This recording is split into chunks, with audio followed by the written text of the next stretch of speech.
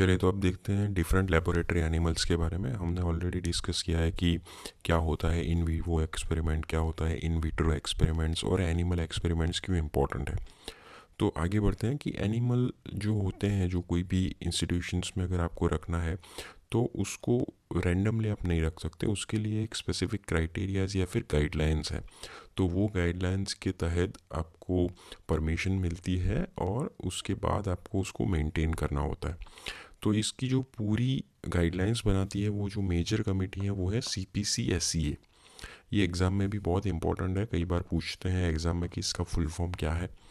It's a big name, committee for the purpose of control and supervision on experiments on animals. ठीक है, तो एक बड़ा नाम है जो CPC-SCA का है। और एक दूसरी भी गाइडलाइंस है INSA, Indian national science academy guidelines, ये भी है। तो ये जो दोनों गाइडलाइंस है उसके अंदर पूरा डिटेल्ड में एक पूरा रहता है क्राइटेरियाज की ऐसी ऐसी फैसिलिटीज़ आपके पास होनी चाहिए, इस प्रकार से आपको मेंटेन करना है, इस प्रकार से आपको एनिमल्स को ब्रीड करना है, रखना है। तो ये इसके तहत ही ऑडिट होता है और वो पास होने पर आप वो रख सकते हैं।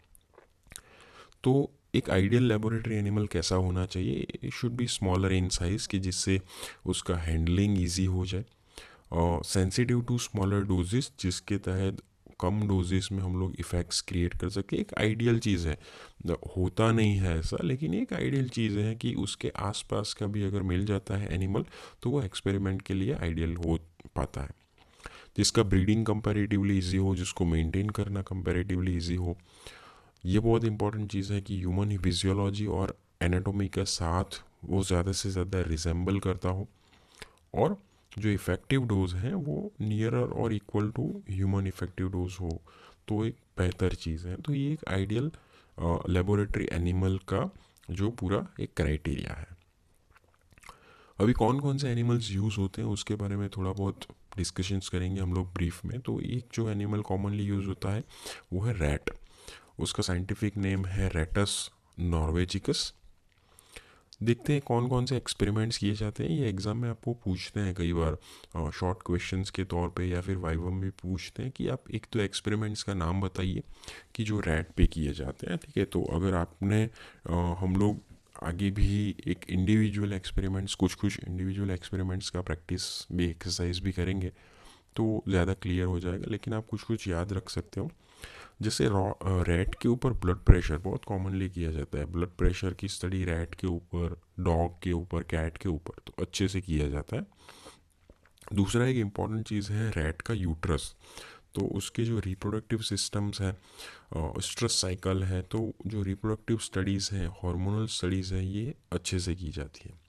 अगेन GI के लिए गैस्ट्रिक सिक्रीशंस का स्टडी भी अच्छे से हो सकता है।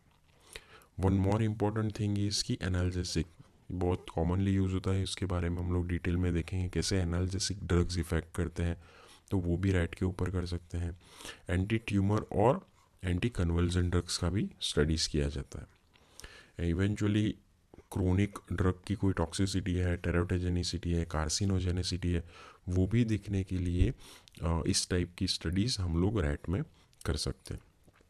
अगर उसको सेक्रीफाइस कर दिया जाए तो रैट का जो फ्रेनिक नर्व और डायाफ्राम है वो काम आता है, उसके ऊपर हम लोग कुछ स्टडीज़ कर सकते हैं। उसका यूट्रस है, कोलोन है, स्टमक है, ये सब काम आ सकता है, और जिसके ऊपर हम लोग इन विट्रो स्टडीज़ भी कर सकते हैं।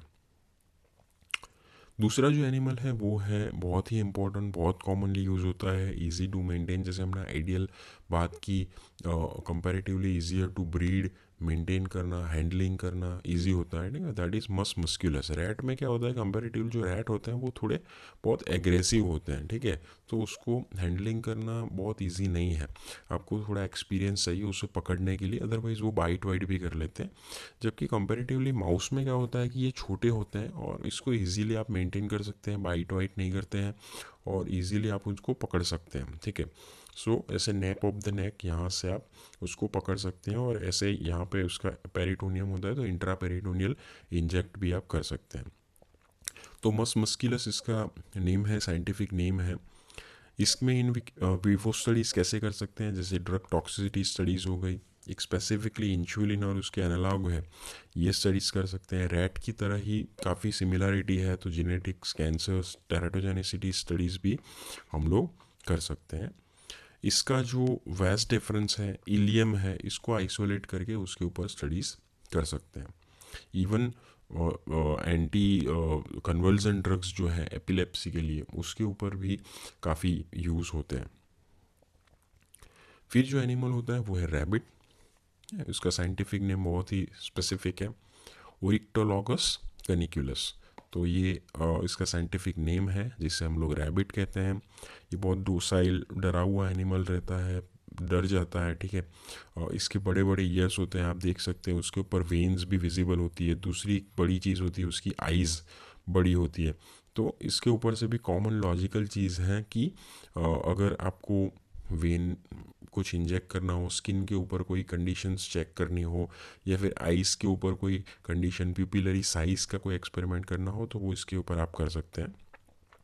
तो इन वीवो जैसे पायरोजन टेस्टिंग हो गया, आईवी फ्लूइड जैसे हमने बात की कि वेन्स इजीली एक्सेसिबल है, तो उसका कोई स्टडी करना है। जैसे दूसरी बात की आई के ऊपर कोई ड्रग्स का मिट्रियाटिक्स और मियोटिक्स का स्टडी करना है। ज़्यादा सरफेस एरिया होता है तो स्किन इरिटेंट हो गया, ऑक्यूलर टॉक्सिक ड्रग्स या फिर कोई कॉस्मेटिक ड्रग्स हैं, उसकी आप स्टडीज़ कर सकते हैं। और ज़्यादा थोड़ा स्पेसिफिक जाए तो ये बहुत इंपॉर्टेंट है कि एंटी डायबिटिक ड्रग्स और इंसुलिन के स्टडीज़ कर सकते हैं, सेक्स हार्मोन्स के स्टडीज़ कर सकते हैं, और इवेंचुअली टेराटोजेनिसिटी और रिप्रोडक्शंस का कर सकते हैं। अगर उसको सेक्रीफाइस कर दिया जाए तो उसका इलियम बहुत इंपॉर्टेंट होता है। इलियम के ऊपर आप स्टडी कर सकते हैं, काफ़ी सारा आपको स्पेसिमेन मिल जाता है। उसका डिओडिनम, सो जीआई ट्रैक उसका इफेक्टिव होता है। हार्ट, इसके ऊपर भी आप लोग स्टडी कर सकते हैं। फिर आ जाता है गिनीपिग, जिसे कीविया पार्सिलस भी कहते हैं। ये भी अगेन बहुत डोसाइल एनिमल होता है, रैबिट की तरह ही दिखता है, ये बहुत डरा हुआ होता है। इसको बहुत शांति से हैंडल करना पड़ता है। सो इसका जो स्पेसिफिक चीज़ है वो है हाइपर सेंसिटिविटी रिएक्शन। सो एनाफाइलैक्सिस, अस्थमा, ये एक्सपेरिमेंट्स आप उसके ऊपर कर सकते हैं। विटामिन सी का metabolism, again hormones, histamine, antispasmodic drugs, और एक स्पेसिफिक चीज़ होती है इसका कॉक्लिया बहुत ही सेंसिटिव होता है, तो हियरिंग एक्सपेरिमेंट्स भी कर सकते हैं। अगेन इसके ऊपर से रैबिट की तरह ही इलियम या फिर जीआईटी के पार्ट आप आइसोलेट कर सकते हैं। इसका रेस्पिरेटरी सिस्टम भी आप आइसोलेट कर सकते हैं, ट्रैकियल या फिर ब्रोंकस के ऊपर या फिर ट्रेकिया के ऊपर उसके जो स्मूथ मसल्स होते हैं उसका एक्सपेरिमेंट कर सकते हैं। और वेस डिफरेंस, उसका भी ड्रग से क्या रिस्पॉन्स होता है वो चेक करते हैं। फिर आता है कैट, डॉग, मंकी, फ्रॉग, ये भी कुछ बड़े एनिमल्स हैं जिसके भी स्पेसिफिक एक्सपेरिमेंट्स पॉसिबल है। जैसे कैट का हो गया, तो कैट का ब्लड प्रेशर के ऊपर एक्सपेरिमेंट्स करते थे। कैट और डॉग दोनों का ब्लड प्रेशर के ऊपर, डॉग का यूजुअली ज़्यादा होता था, उसका ज़्यादा करते थे पहले। ऑब्वियसली ब्लड प्रेशर है तो कैटेकोलामाइंस का स्टडी हो सकता है, ड्रग टॉक्सिसिटीज़ हो सकता है, और नर्व्स रिलेटेड जो स्टडी है वो भी कर सकते हैं। जबकि इन विट्रो थोड़ा बहुत डिफ़िकल्ट है, लेकिन आई जो होती है कैट की, वहाँ पे एक एडिशनल मेम्ब्रेन होता है जिसे निक्टिटेटिंग मेम्ब्रेन कहते हैं, तो गैंग्लियोनिक ब्लॉकर का स्टडी वहाँ पे कर सकते हैं। ये बड़े एनिमल है तो उनको ज़्यादा सेक्रीफाइस नहीं करते हैं, उनके ऊपर ज़्यादा से ज़्यादा इन वीवो स्टडीज़ ही करते हैं। नेक्स्ट है डॉग। अगेन जैसे बात की, बड़ा एनिमल है, इन वीवो स्टडी करते हैं, सेक्रीफाइस करना ज़्यादा पसंद नहीं करते हैं। तो ब्लड प्रेशर बहुत ही कॉमन चीज़ है। फिर हाइपोग्लाइसेमिक एजेंट और गैस्ट्रिक सिक्रीशंस का स्टडी कर सकते हैं। मंकी यूजुअली साइकोफार्मेक की स्टडी के लिए मोस्ट कॉमनली यूज़ होता है। Nutrition, reproductions, immunology, parasitology, virology, ये सब के स्टडीज़ भी मंकीज़ में पॉसिबल है।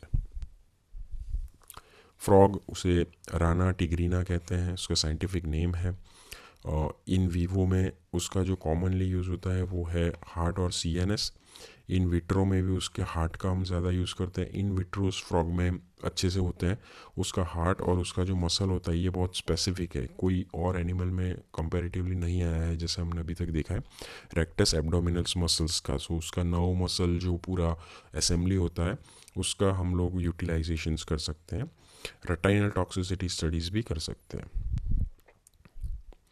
तो ये हो गया पूरा एनिमल के बारे में। अभी एक और भी चीज़ एनिमल्स के साथ जुड़ी होती है कि अगर हम लोग ऐसे एनिमल्स को सेक्रीफाइस करना है, स्पेशली इन विट्रो एक्सपेरिमेंट्स में, सो कैसे हम लोग सेक्रीफाइस करें।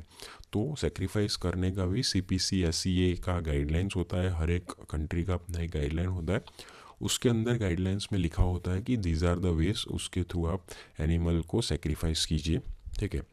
तो जो मेन जो प्रोसेस होता है उसे बोलते हैं यूथेनेशिया। अभी आपको एग्जाम में पूछ सकते हैं कि व्हाट इज़ यूथेनेशिया, ठीक है। ये बहुत ही इंपॉर्टेंट चीज़ होता है, तो ये वर्ड आप याद रखिए, यूथेनेशिया क्या है। तो यूथेनेशिया मीन्स की पेनलेस किलिंग। आपको एनिमल को किल करना है या फिर सेक्रीफाइस करना है तो आप उसको कम से कम पेन दे के सेक्रीफाइस कीजिए। तो काफ़ी सारी मेथड्स होती हैं, लेकिन दो मोस्ट कॉमन मेथड्स होती है। एक जो होती है वो है फिज़िकल मेथड होती है उसे सेक्रीफाइस करने की, और एक जो मेथड होती है वो है केमिकल मेथड होती है। तो फिज़िकल मेथड में क्या होता है कि अलग अलग मेथड होती है। तो एक होता है दैट इज़ स्टनिंग। स्टनिंग एक टाइप का फिज़िकल मेथड है टू किल द एनिमल। अभी स्टनिंग बेसिकली क्या होता है कि एक रॉड होता है, एनिमल को पहले रखा जाता है बहुत शांत एनवायरनमेंट में, उसको कोई भी स्ट्रेसफुल सिचुएशन नहीं होता है, कोई एंग्जाइटी नहीं होता है, जैसे हम लोग हैंडल करते हैं तो वो पहले एंग्जियस हो जाता है। तो उसको थोड़ा टाइम रखा जाता है, नॉर्मलाइज किया जाता है, और सडनली उसको पीछे से एक ब्लो दिया जाता है उसके हेड के ऊपर।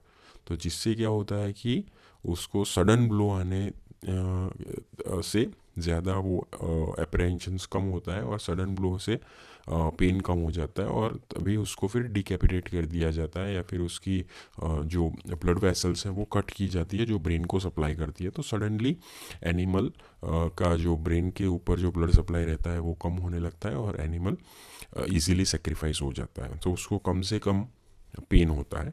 सो एक मेथड है जिसे हम लोग स्टनिंग कहते हैं, क्रशिंग ऑफ स्कल्स भी कहते हैं, सर्वाइकल डिकैपिटेशंस भी करते हैं। अलग अलग मेथड्स होती हैं, लेकिन एनिमल्स के सामने मत करो। एनिमल के मेन वो चीज़ है कि एनिमल को पता नहीं चलना चाहिए कि वो मुझे मारने वाला है, सडन होना चाहिए। तो क्या है कि उससे कम पेन हो। एक होता है पिथिंग, जिसमें क्या करते स्पेसिफिकली फ्रॉग में करते हैं। तो फ्रॉग के ऊपर एक छोटा सा होल रहता है, उसके अंदर एक पतला सा रॉड डाल दिया जाता है, सो सीधा वो CNS के अंदर मिड ब्रेन के पास चला जाता है, और वो प्रेस करने से वो सीधा सेक्रीफाइस हो जाता है। तो कंपैरेटिवली कम पेन होता है। So these are physical methods, थोड़े क्रूड मेथड्स हैं, लेकिन कंपैरेटिव कम पेन हो सकता है। लेकिन ज़्यादा जो अच्छे इफेक्टिव वे ऑफ यूथेनेसिया है वो है केमिकल्स। ये केमिकल्स में यूजुअली जनरल एनेस्थेटिक ड्रग्स ही होते हैं। तो ऐसे जनरल एनेस्थेटिक ड्रग्स के थोड़े हाई डोज दिए जाते हैं। तो हाई डोज में जनरल एनेस्थेटिक्स देने से भी जो एनिमल्स हैं वो सेक्रीफाइस हो जाते हैं। तो ये केमिकल मेथड कंपेरेटिवली अच्छा मेथड होता है।